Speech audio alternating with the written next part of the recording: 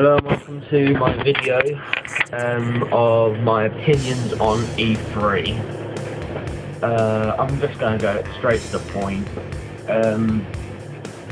I thought E3 2010 was pretty naff in terms of what was coming out and everything and what they did for all the games I wanted. Because out of the three main consoles, home consoles, I only have an Xbox.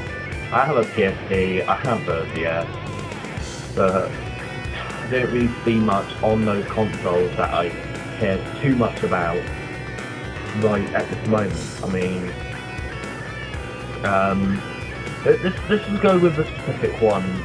I'm only going to go over three big conferences. Sony, in no stretch of the imagination, were absolutely poor. They rambled on. They made digs at Microsoft for Kinetic, which is far more innovative than PlayStation Move, or as I call it, the dildo with an anal bead stuck on top. So the fact that they have the cheek to make a comment against Microsoft like that is quite rude and out of order. But anyway, I wanted a PS3 for Christmas, but I needed some convincing and I got none of it from E3.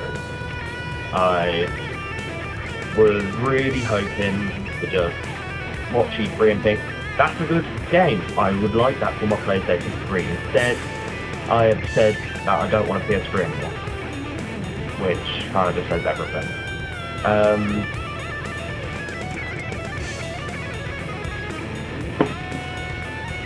And I don't know, I was just disappointed by Sony this year.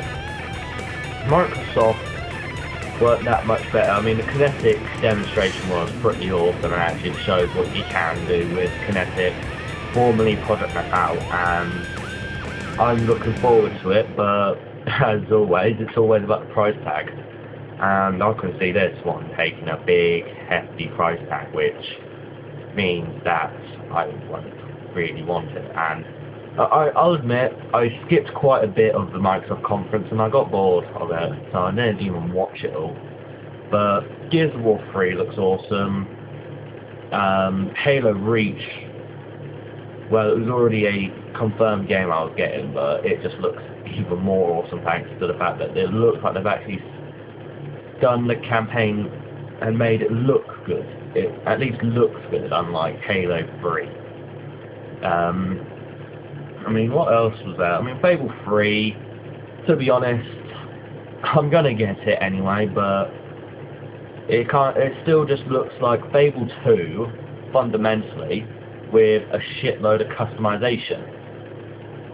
And I don't think it could be as good as I'm hoping it will be, but I'm hoping I'll be proved wrong. I've been proved wrong many times before about my first impressions. Nintendo. You see, this is what aggravates me. A new Zelda game for the console I sold about 6 months ago. I'm not kidding. I really love Zelda, and after Twilight Princess, this actually looks like everything I wanted Twilight Princess to be, because Twilight Princess was just excellent except for the controls. And Skyward Sword fixes that control problem and actually has what I imagine Twilight Princess to be, and that's what the beauty of it is. And the only way I'm going to be able to play it is if I went to my friends to play it, which is not exactly the most satisfying way, but it's a way. A new Kirby game, I admit, I've never been one for Kirby. I've not really played any since the old SNES days, and even then, that wasn't actually on the SNES. Yes, I played it on an emulator to try it out. I'll admit that one. And it was good, but I personally wouldn't go, oh my god, I must get a Wii for the new Zelda and Kirby. Donkey Kong Country,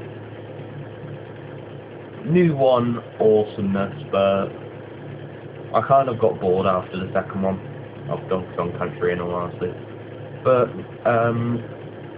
everything about Nintendo's E3 just kicked the ass out of Microsoft and Sony. Nintendo were by far the best, and they had a really good show, which I was pleased with. The only thing that aggravates me is the fact that I don't have a Wii, so I can't get some of these new games. And to be honest, I don't really want to go out of my way to go get a new Wii, when if I do that, it means I've got like a losing situation with my money there. But no, all in all, I thought E3 was bad again. But I thought Nintendo were definitely the star of the show, and if it weren't for them, I would be slagging off E3 with a lot of swearing. But thanks to Nintendo, they're not. The 3DS looks awesome. I like the fact that you can actually switch between the 3D and normal. I'm interested in the backwards compatibility, and most importantly, I'm interested in Pokemon Black and White, obviously.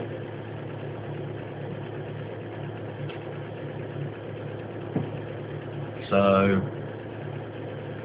it's given some exciting prospects, but it's all about everything we've seen at E3 is all about price and whether it's worth it. And there's only a few things that oh yeah, one that reminds me. Well, it's to do with Sony. Portal 2. It's more awesome for the PS3. Yeah. So what? You're trying to get me to spend like 300 quid to get a damn PS3, when all I have to do is just either spend about half the price I would to get on the PC, which I'm planning, or I can get on the Xbox even. Either way, I get a win-win situation, and I don't have to go flog a load of money. I'm not going to turn this into a rant about PS3, because if I go into a rant about PS3, this will become less of opinions on E3 and more of an opinions on Sony failing. And I don't want to get into that. I don't want to offend some members with my opinions, because they're very strong. But that's it from me about E3, because I can't think of anything else to say that's productive. As I said, all in all, I thought it was crap, but Nintendo really did lift it and actually made it interesting. I watched it, well, a bit of it. I had to go to bed, actually. And I haven't got back to watching it, but I will probably go and watch Nintendo's conference either tomorrow or during the weekend if I can. But yes, Nintendo were awesome, Sony were awful, and Microsoft looked brilliant. So until then, have fun.